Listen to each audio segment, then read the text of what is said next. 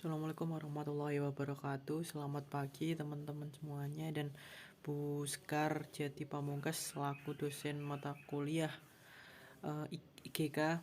Kami dari kelompok 2 yang beranggotakan Arisa Fitri dan saya sendiri Fatkur Rahman izin mempresentasikan terkait dengan komponen diet seimbang, nutrien dan faktor diet. Untuk cakupan materinya itu ada 6 indikator. Yang pertama penggolongan dan peranan nutrien. Nomor 2 interaksi nutrien dalam menjalankan peran serupa. 3 keanekaragaman karbohidrat dalam diet dan sumbernya. 4 metabolisme karbohidrat. 5 keanekaragaman karbohidrat dalam diet dan sumbernya. Dan yang 6 konsep indeks glycemic. Untuk pembahasan pertama yaitu penggolongan dan peranan nutrien. Nah, untuk penggolongan dan peranan nutrien, jadi nutrien atau hara adalah zat yang diperlukan organisme untuk hidup, tumbuh, dan berkembang. Nutrien juga dapat dikatakan sebagai esensial untuk organisme apabila zat itu tidak bisa disintesis atau diintegrasi oleh organisme, sehingga harus dipenuhi melalui sumber makanan. Dari jenis nutrien yang ada dapat digolongkan sebagai berikut. Yang pertama, nutrien organik dan non-organik. Untuk nutrien organik sendiri itu ada lemak, karbohidrat, asam, amino, dan juga protein. Sedangkan untuk nutrien non-organik itu berupa air dan juga oksigen. Lanjut untuk nomor 2 yaitu ada nutrien makro dan nutrien mikro. Untuk nutrien makro atau makronutrien adalah nutrien yang dibutuhkan dalam jumlah besar dan sangat penting untuk energi dan kehidupan sehari-hari. Contoh nutrien makro yaitu karbohidrat, protein, lemak, dan minyak, serta air. Kemudian untuk mikro atau mikronutrien adalah nutrien yang dibutuhkan dalam jumlah kecil dan melakukan fungsi-fungsi khusus yang diperlukan tubuh kita. Contohnya yaitu vitamin. Untuk nomor 3, zat yang terkandung dalam nutrien terbagi menjadi 2 macam. Yang pertama, zat yang memberi dukungan terhadap metabolisme, contohnya mineral, vitamin, dan air. B. Zat yang memberi energi, contoh senyawa organik dari asam amino. Untuk nomor 2 yaitu interaksi nutrien dalam menjalankan peran serupa. Interaksi yang terjadi antar nutrien dapat mempengaruhi jumlah penyerapan zat gizi tersebut di dalam tubuh. Dalam melakukan interaksi, setiap nutrien memiliki peran penting masing-masing untuk mempengaruhi penyerapan nutrien atau zat gizi lain. Peran yang dimiliki oleh masing-masing zat gizi adalah sebagai inhibitor dan exchanger. Sebagai inhibitor, jika enhancer bisa meningkatkan penyerapan suatu zat gizi, zat inhibitor justru menghambatnya. Zat inhibitor menghambat penyerapan nutrien dengan berbagai cara. Salah satunya mengikat zat gizi tersebut sehingga tubuh tidak menyerap zat gizi itu. Kemudian usus tidak dapat menyerapnya karena menganggap zat gizi tersebut tidak dikenal. Untuk enhancer, yaitu nutrien yang menjadi enhancer merupakan nutrien yang dapat membantu penyerapan gizi lain di dalam tubuh. Ketika gizi bertemu dengan enhancernya, maka zat gizi tersebut dapat diserap maksimal oleh tubuh sehingga jumlahnya di dalam tubuh akan meningkat dan bertambah secara cepat. Selain itu, zat enhancer juga bisa menjaga suatu nutrien terhindar dari gangguan zat inhibitor yang dapat menurunkan tingkat penyerapannya dalam tubuh. Oke, untuk selanjutnya presentasi akan dibacakan oleh Mbak Arisa Fitri tentang keanekaragaman karbohidrat dalam diet dan sumbernya. Silahkan. Keanekaragaman karbohidrat dalam diet dan sumbernya. Karbohidrat merupakan contoh polimer alami yang berasal dari tumbuh-tumbuhan dan terdiri atas unsur C, H, dan O. Karbohidrat adalah suatu zat gizi yang sangat dibutuhkan oleh manusia yang berfungsi untuk menghasilkan energi pada tubuh manusia. Karbohidrat dalam ilmu gizi dibagi menjadi 2, yaitu karbohidrat kompleks dan karbohidrat sederhana. Karbohidrat sederhana adalah karbohidrat yang memiliki 1 atau 2 molekul gula. Karbohidrat sederhana ini mudah dicerna oleh tubuh sehingga manusia lebih cepat mendapatkan pengaruh glukosa pada tubuh hasil metabolisme. Contoh karbohidrat sederhana yaitu monosakarida dan disakarida.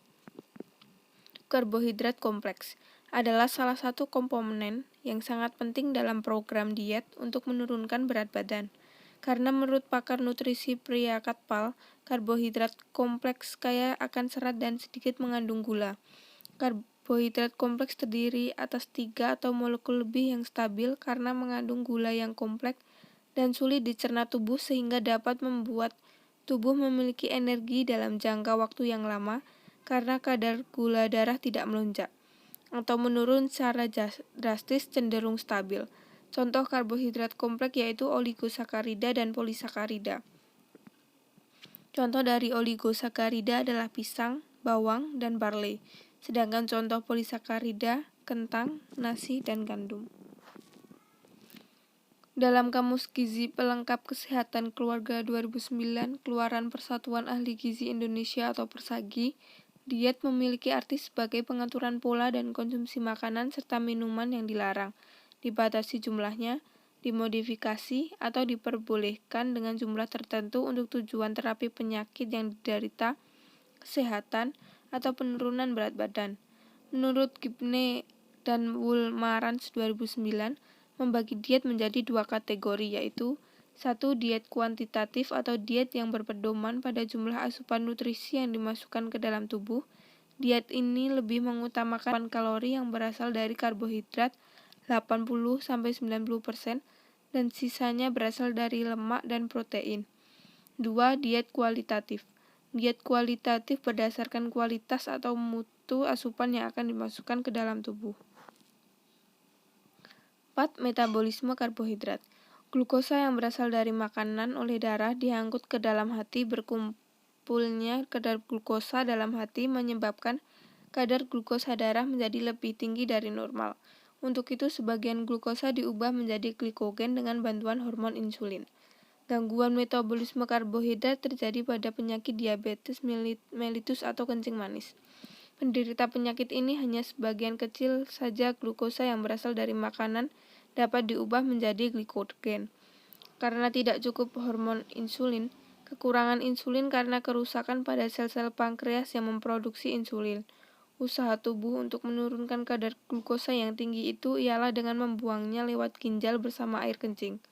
Karena itu, penderita diabetes sering kencing atau poliuria dan kencingnya masih mengandung glukosa. 5. Proses pencernaan karbohidrat. Pencernaan amilum pertama kali terjadi di rongga mulut yang dihasilkan oleh enzim alfa amilase saliva menjadi polisakarida yang lebih kecil, yakni alfa dextrin.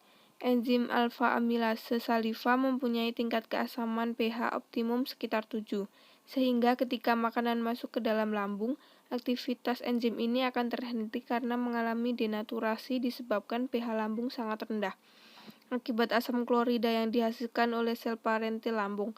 Pencernaan karbohidrat dilanjutkan di duodenum, yang mana terjadi pencernaan alfa dextrin oleh enzim alfa amilase yang disekresi oleh pankreas, yang menghidrolisis alfa dextrin menjadi disakarida maltosa, trisakarida atau maltotriosa, dan oligosakarida yang mengandung 4-9 glukosil dan cabang isomaltosa. Sekresi alfa amilase pankreas disertai dengan sekresi bikarbonat dari pankreas ke dalam lumen usus halus. Di dalam mukosa usus halus terdapat kompleks enzim glukosidase yang menempel pada permukaan membran dari mikrofili sel epitel usus. Enzim tersebut meneruskan pencernaan oligosakarida, trisakarida, dan disakarida menjadi monosakarida, yakni glukosa, fruktosa, dan galaktosa. Gambar proses pencernaan karbohidrat bisa dilihat di sebelahnya. Kemudian 6. Konsep indeks glikemik.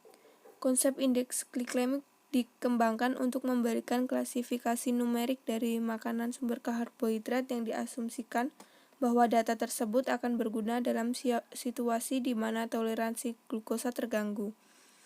Jenkins dan kawan-kawan 1981.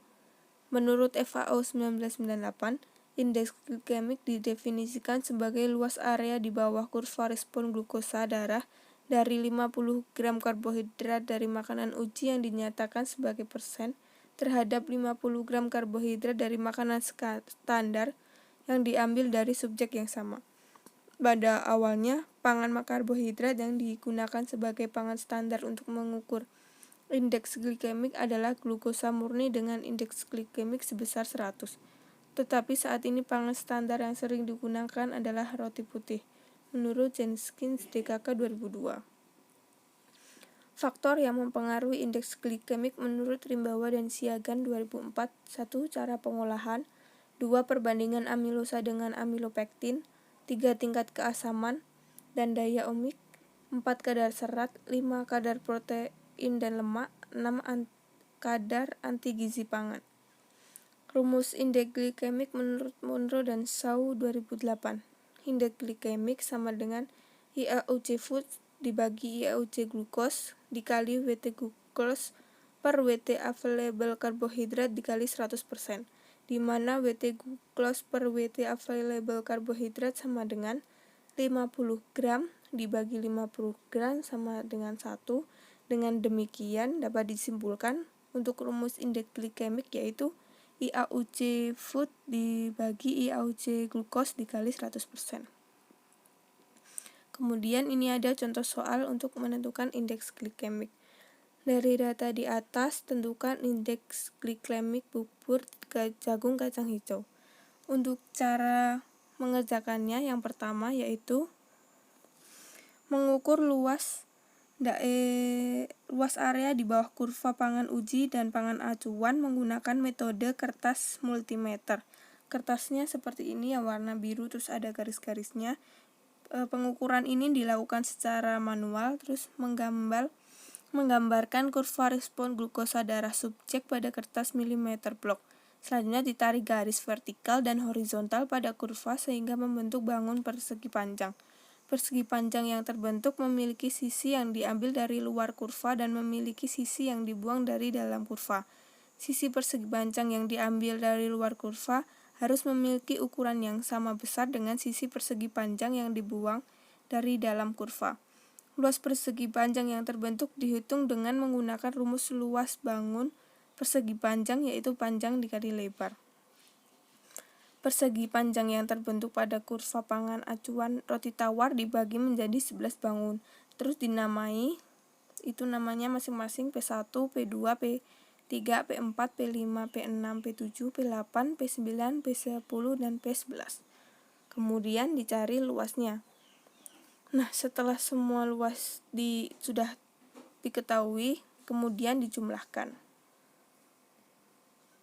Untuk pengukuran bubur kacang hijau juga sama, yaitu mengukurnya di kertas milimeter, kemudian dicari luas persegi panjangnya. Setelah itu ditambahkan dan total dari ini 2225. Kemudian dimasukkan ke dalam rumus. Indeks glikemik sama dengan luas area di bawah kurva respon glukosa darah setelah 2 jam terhadap pangan uji, yaitu bubur jagung kacang hijau, dibagi luas area di bawah kurva respon glukosa darah setelah 2 jam terhadap pangan acuan, yaitu roti tawar, kemudian dikali 100%. Dan hasilnya indeks glikemik 2225 dibagi 3175 kali 100 dan hasilnya yaitu 70,07. Terima kasih. Sekian presentasi dari kelompok kami.